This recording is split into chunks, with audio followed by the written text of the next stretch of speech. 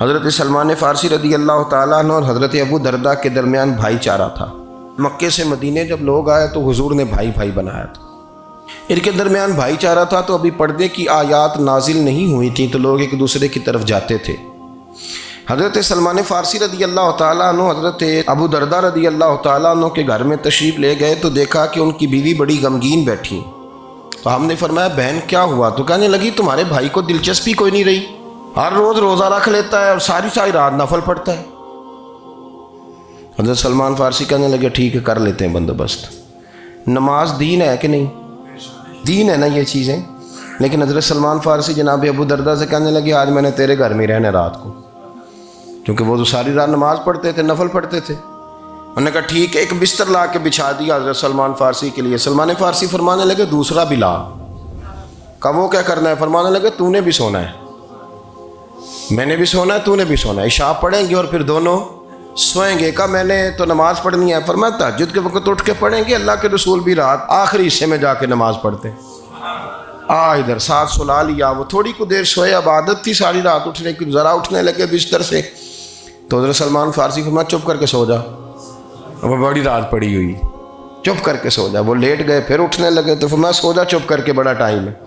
سحری کے وقت اٹھے، نفل پڑھے، ان کا ارادہ تھا روزہ رکھنے کا، تو فرمانے لگے کل رکھا تھا نا نفلی روزہ؟ جی رکھا تھا۔ پرسوں بھی رکھا تھا، ترسوں بھی رکھا تھا۔ فرمایا آج نہیں رکھنا، آج میں تیرا مہمان ہوں، سارا دن کٹھے مل کے روٹیاں کھائیں گے، آج نہیں روزہ رکھنا، سلا دیا۔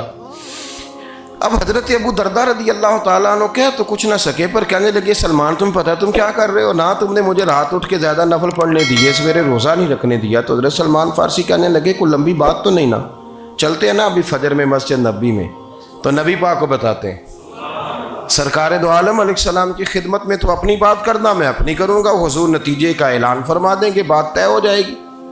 حاضر خدمت ہوئے، عرض کی یا رسول اللہ صلی اللہ تعالیٰ علیہ وسلم یہ ساری رات نفل پڑھتے ہیں، ہر روز روزہ رکھتے ہیں، ان کی اہلیہ غمگین بیٹھی ہیں، حکم فرمائیں۔ تو نبی پاک صلی اللہ علیہ وسلم نے فرمایا پھر ہوا کیا؟ یا رسول اللہ میں نے رات سلایا ہے، سحری میں اٹھایا ہے، سویرے روزہ نہیں رکھنے دیا۔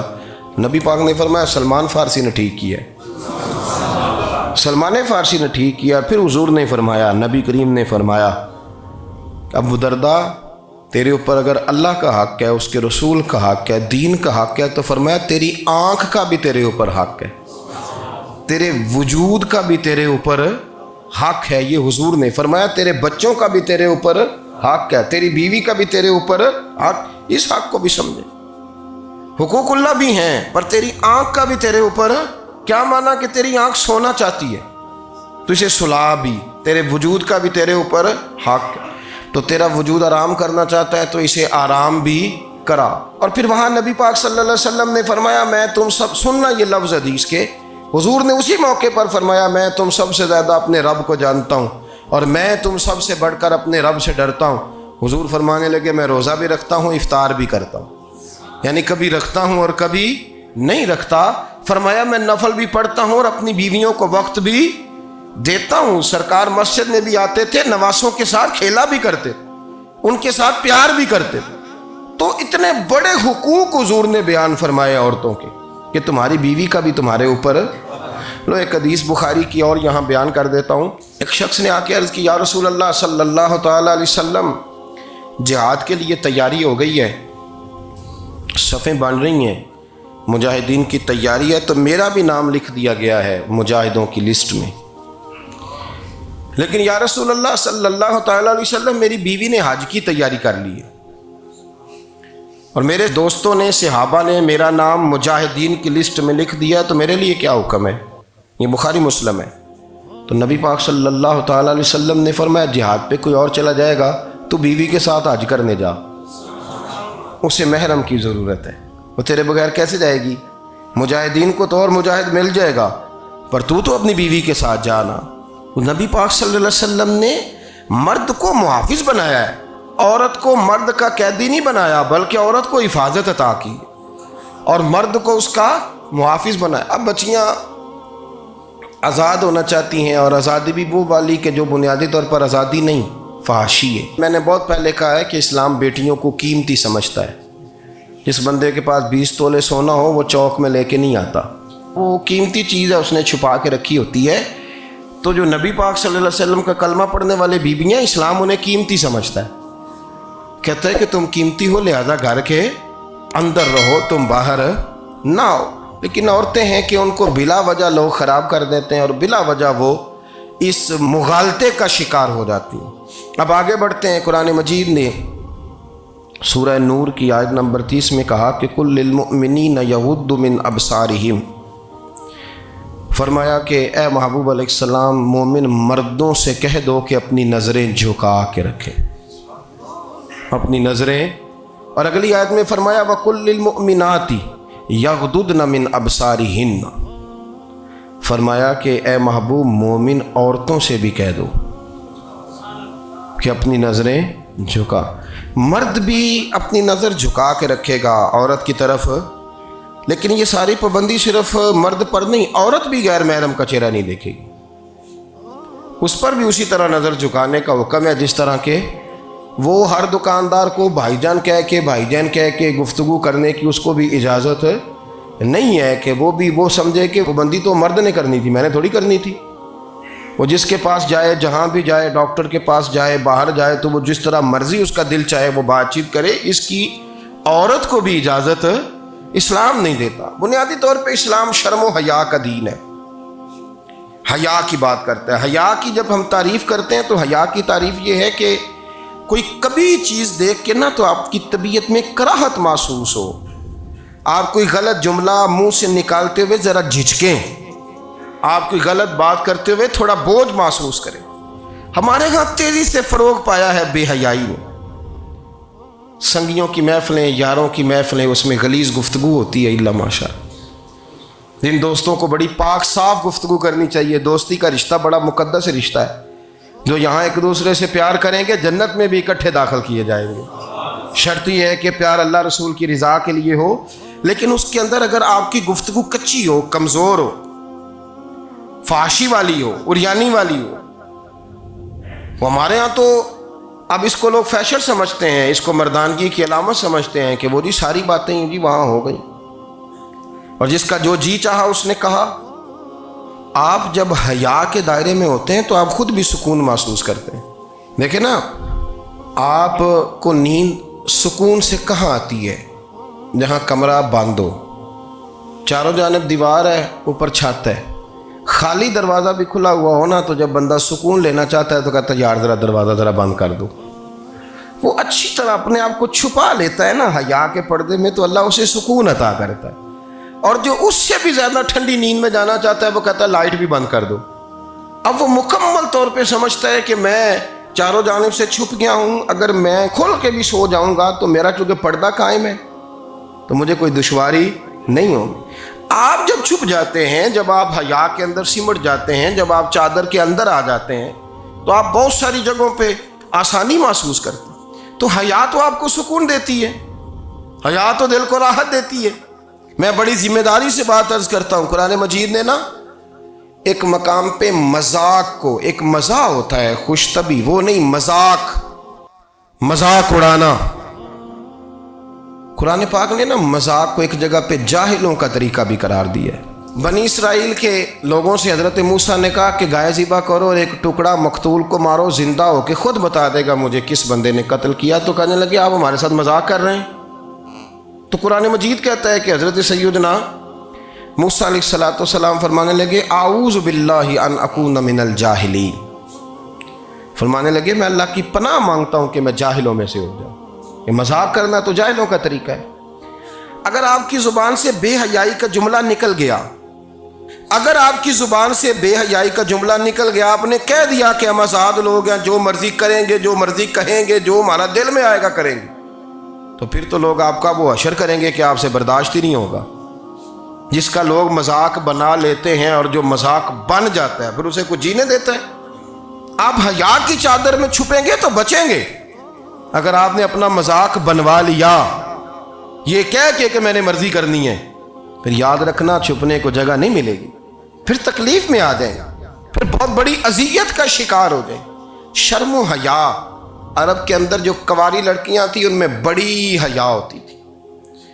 الحمدللہ میں بڑے فخر سے کہتا ہوں کہ میرے پنجاب کی، میرے پاکستان کی بیٹیاں بھی 20 دفعہ ان کا ابا کہے تیری شادی کرنی ہے تو وہ آنکھ نہیں اٹھا پاتی آج بھی۔ یہ تو وہ چند لوگ ہیں جو کہتے ہیں ہم ہائی کلاس ہو گئے، ہمیں نہیں پتا کہ وہ روشن خیال ہو گئے ہیں کہ روغن خیال ہو گئے، پتہ نہیں کدھر چلے گئے۔ ورنہ ہماری بیٹیاں آج بھی جب ان سے ان کا باپ، ان کی ماں بات کرتی ہے تیری شادی کی، تو وہ تو شرم کے ساتھ پچھلے سے پچھلے کمرے میں چھپتی ہیں۔ یہ اللہ نے فضل کیا ہوا ہے اس ملت پر۔ تو عرب کی لڑکی بڑی حیا والی ہوتی تھی، اس سے کوئی بات کرنی پڑتی تھی تو 20 دفعہ بات کی جاتی، پھر بھی وہ عورت چھپتی پھرتی تھی۔ حضرت عائشہ صدیقہ رضی اللہ تعالیٰ عنہ فرمانے لگیں میرے نبی پاک صلی اللہ علیہ وسلم عرب کی کنواری لڑکیوں سے بھی زیادہ حیا کرنے والے۔ قاضی اعجاز مالکی نے، شیخ عبدالحق محدث دہلوی نے، دیگر بزرگ جو سیرت نگار گزرے انہوں نے لکھا ہے کہ نبی پاک صلی اللہ علیہ وسلم کے اندر 100 مردوں سے زیادہ طاقت تھی، 100 مردوں سے زیادہ طاقت۔ اب جو بات کہنے لگا ہوں، جو نتیجہ دینے لگا ہوں، اس پر خاص توجہ آپ فرمائیں گے۔ ذرا فکری طور پر، نظریاتی طور پر ایک چیز کو سمجھیے۔ ہم سمجھتے ہیں کہ جوان لڑکا ہے جی جو مرضی کرے، عمر ہے جی۔ آپ ذرا بات پر غور کیجئے گا کہ حضور صلی اللہ علیہ وسلم میں طاقت 100 مردوں سے زیادہ ہے اور حیا کنواری لڑکیوں سے بھی زیادہ ہے۔ ذرا اس بات کا تقابلی جائزہ کیجئے گا کہ طاقت 100 مرد سے زیادہ ہے لیکن حیا کنواری لڑکی سے بھی زیادہ ہے۔ اس کا معنی یہ ہوا کہ جس ٹہنی کو پھل زیادہ لگ جاتے ہیں وہ جھکا کرتی۔ تو حیا تو حسن ہے، حیا تو آپ کو پاک صاف کرے گا، حیا تو آپ کو نرالا کرے گا، انوکھا کرے گا۔ وہ ہمارے ایک دانشور ہے، انہوں نے مضمون لکھا، کئی باتیں بڑی پسند آتی ہیں۔ وہ کہتے ہیں کہ میری اہلیہ، ان کو بھی کسی نے مس گائیڈ کر دیا تھا، حالانکہ اچھی خاتون ہے، کسی نے مس گائیڈ کر دیا۔ تو وہ بھی سماجی اور ویلفیئر اور یہ خواتین کو شوق ہوتا نا بننے کا، تو وہ بھی سماج کے اندر اچھا مقام تلاش کرنے کے موڈ میں آ گئی۔ تو کئی ایک دن جانا تھا تو بڑی بن سنور کے میرے ساتھ وہ گاڑی میں بیٹھ گئی۔ تو میں گاڑی میں، عورتوں کو یہ بھی مسئلہ ہوتا ہے نا کہ ہماری تعریف کرو، تو کئی دفعہ بعد مردوں بیچاروں کو جھوٹ بولنا پڑتا ہے، تو زبردستی کراتی ہیں نا جی۔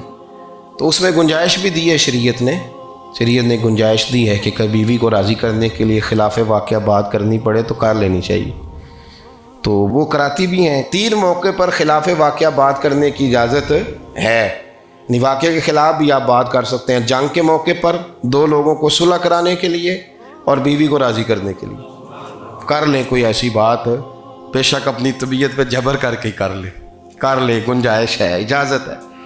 تو وہ کہتے ہیں جب وہ گاڑی میں میرے ساتھ بیٹھی بن سنور کے، تو وہ تقاضا کرنے لگی کہ میں نے بڑے اچھے کپڑے پہنے ہیں پر آپ نے توجہ نہیں کرائی۔ تو وہ سیاںا بندہ تھا، وہ چاہ رہا تھا کہ میری خاتون سمجھ جائیں۔ وہ کہتے ہیں مجھے پتہ تھا کہ بیچاری مس گائیڈ ہو گئی ہے، دل کی بڑی اچھی ہے، سیاਣੀ ہے، لیکن اس کو کچھ خواتین نے، کچھ لوگوں نے مل کے اس کو ذہن غلط کر دیا ہے کہ سماج میں نکلو، باہر جاؤ، کام کرو، فلاں کرو، اپنی مرضی سے جیو۔ تو میرے ساتھ گاڑی میں بیٹھی کہیں جانے کے لیے، تو مجھ سے کہنے لگی کہ آپ نے میری طرف توجہ ہی نہیں کی، آپ نے کوئی ذکر ہی نہیں کیا کہ میں کیسی لگ رہی ہوں۔ تو وہ کہتے ہیں میں نے اسے کہا کہ اگر تو ناراض نہ ہو تو پھر میں صحیح والی تعریف کر دوں۔ تو اس نے کہا کہ آپ کر دیں۔ تو کہتے ہیں میں نے درد سے اور خلوص سے اپنی بیوی سے کہا، خلوص کے ساتھ میں نے کہا میں تو روز گھر ہوتا ہوں، روز شام کو گھر ہوتا ہوں، اگر تو میرے لیے تیار ہوتی تو میں تیری تعریف کرتا، لیکن آج تو باہر جانے کے لیے تیار ہوئی، تو پھر ان سے تعریف کی امید رکھ جن کے لیے تو نے تیاری کی ہے۔ میرے لیے تیاری کرتی تو میں تو ہر شام تیرے پاس ہوتا ہوں۔ کہتے وہ میرے لفظوں میں درد تھا تو وہ بھی رو پڑی، اور کہنے لگی آپ گاڑی روک دیں، مجھے باہر جا کے کسی کو راضی نہیں کرنا، میں نے اسے راضی کرنا ہے جس کو رب کریم نے میرا شوہر بنایا ہے اور میرے لیے منتخب کیا ہے میرے ماں باپ کو، میں واپس لوٹتی ہوں۔ یہ ایک پہلو ہے سلگتا ہوا، اس کو سمجھا جائے۔ رسول کریم صلی اللہ علیہ وسلم عرب کی کنواری لڑکیوں سے زیادہ حیا والے تھے، کنواری لڑکیوں سے زیادہ حضور حیا فرمایا کرتے تھے۔ جب خانہ کعبہ کی مکہ شریف میں تعمیر ہو رہی تھی نا، اہل عرب اس کو تعمیر کر رہے تھے، تو نبی پاک صلی اللہ علیہ وسلم اپنے چچا حضرت عباس کے ساتھ خانہ کعبہ کی تعریف میں مصروف تھے۔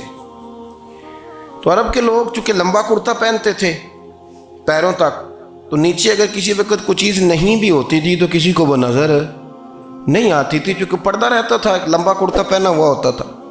تو جب بچے، سرکار کی عمر مبارک بھی ابھی تھوڑی تھی، تو اس طرح بچے جب نکلتے تو وہ کئی دفعہ اپنی تہمد اتار دیتے نیچے سے، اور کوئی مزدوری کرنے لگتے تو 3-4 طے کر کے نا تہمد کی کندھے پہ رکھ لیتے، جس طرح کبھی دیہاتوں میں لوگ کپڑا سر پہ رکھتے تھے کہ اوپر اگر کوئی وزنی چیز رکھیں گے تو وہ تکلیف نہیں دے گی۔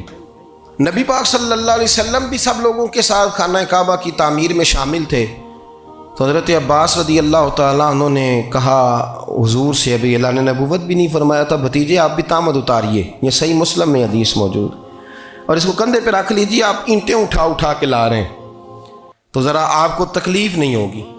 تو سرکار دو عالم صلی اللہ علیہ وسلم سے یہ بات کہی، اور پھر جلدی سے حضور کی تہمد کو نکال کے نا، حالانکہ لمبا کرتا پہنا ہوا ہے، تو وہ جیسے ہی ان کے کندھے پہ رکھا اینٹیں رکھنے کے لیے، تو سرکار تو زمین پہ گر گئے، بے ہوش ہو گئے، آنکھیں آسمان کی طرف، اور پھر حضور پکار رہے ہیں آزاری آزاری آزاری، میرا تہمد دے دو، میرا تہمد دے دو۔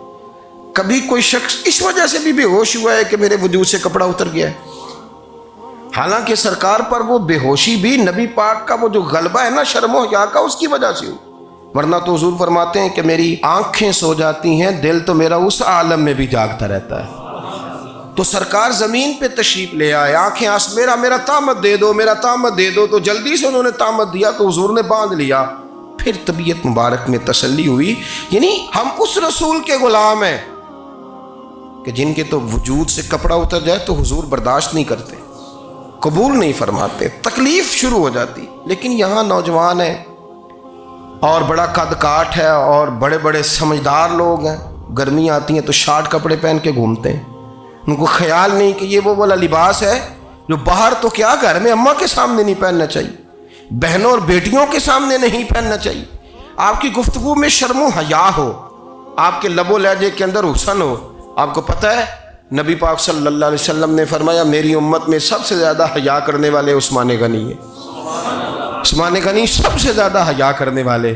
آپ فرمایا کرتے تھے جب سے حضور کا چہرہ دیکھا ہے میں نے کبھی اپنی شرمگاہ بھی نہیں دیکھی، میں نے آنکھوں کا وضو نہیں توڑا، اور جب سے حضور کے دست مبارک میں نے بیعت کے لیے سیدھا ہاتھ بڑھایا تو پھر سیدھا ہاتھ میں نے کبھی گندگی کو نہیں لگایا، حیا تھی۔ آپ باتھ روم کے اندر بھی غسل فرماتے تھے تو کپڑوں سمیت کرتے تھے۔ کسی نے کہا حضرت جی واش روم کے اندر کیوں نہیں کپڑے اتارتے؟ آپ فرمانے لگے باہر بندوں سے حیا کرتا ہوں، اندر جاتا ہوں تو رب سے حیا آنی شروع ہو جاتی، وہ تو دیکھ رہا ہے نا۔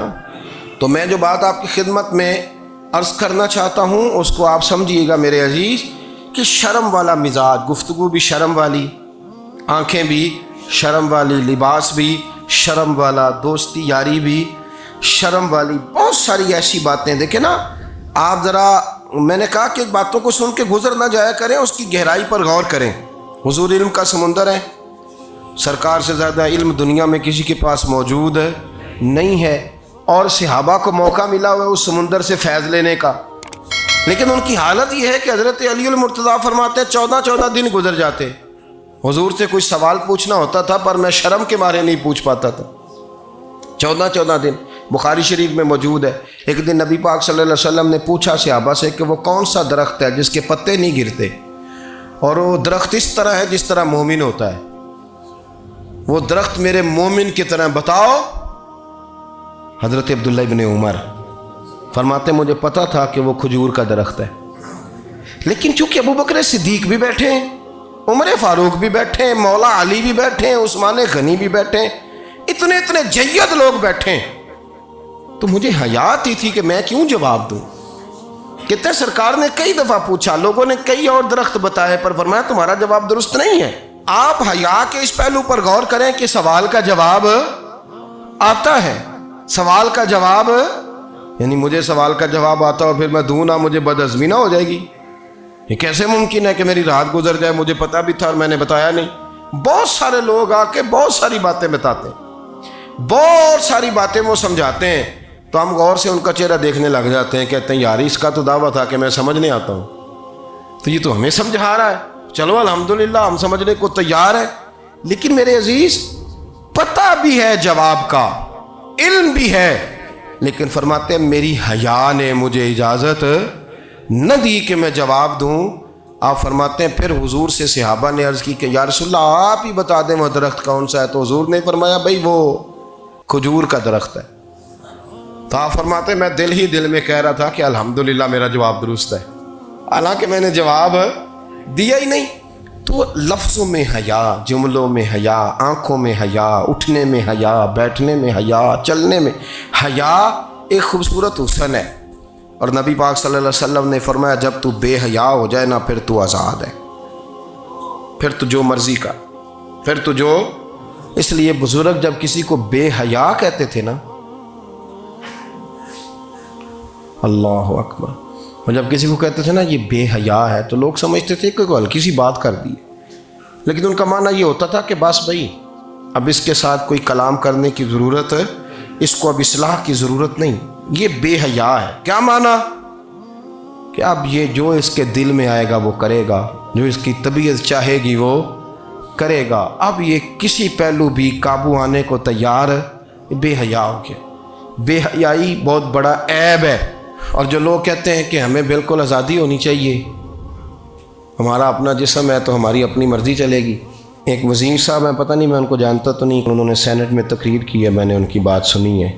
اس نے کہا نہیں بھائی، جسم رب کا ہے تو مرضی بھی تو رب کریم کی چلے گی، اور مرضی بھی یہ مرضی بھی اللہ کی۔ یہ مجھے تھوڑا سا مسئلہ ہے جسم پر، کبھی کبھی مجھے کثرت سفر سے الرجی ہو جاتی ہے۔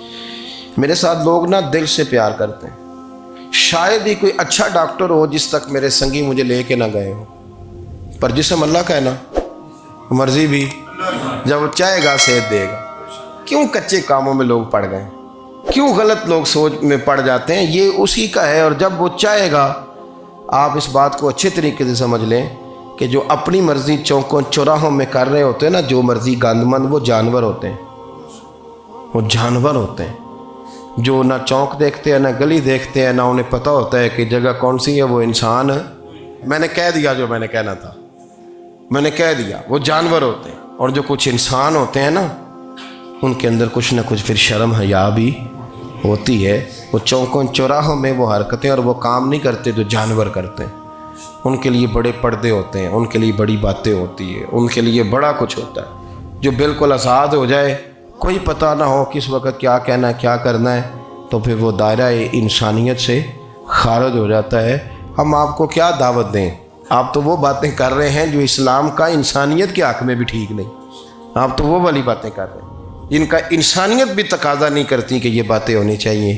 لیکن ایک بات، میں تو جذباتی نہیں ہوتا، میں بڑے غور سے چیزوں کو دیکھتا ہوں، سنتا ہوں، اور نہ میں ان موسمی مینڈکوں کی۔ وہ مجھے عاتق صاحب کہنے لگے جی بڑے بڑے مولوی ایک بندے کے ساتھ بیٹھے ہوئے ہوتے تھے اور وہ روزے میں بڑے بڑے درس دیتا تھا، تو وہ بھی فلانی حرکتیں کر رہا ہے۔ تو میں نے کہا ہم نے تو پرانا کہا تھا کہ موسمی مینڈک ہے، تو پرانے کہہ رہے ہیں کہ اداکار ہے، تو وہ جہاں کاسٹ کریں گے وہاں وہ اداکاری کرے گا۔ آپ کسی مذہبی جگہ کر لیں تو وہاں کر لے گا، کہیں اور جگہ کریں گے تو ہم تو پرانا کہہ رہے ہیں۔ تو کسی کو کبھی سمجھ آتی ہے تو کسی کو کبھی اور جگہ جا کے سمجھ آتی ہے۔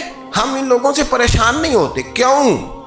سن لیں، کوئی مایوسی نہیں، ان کے اندر جتنا زور ہے وہ لگائیں۔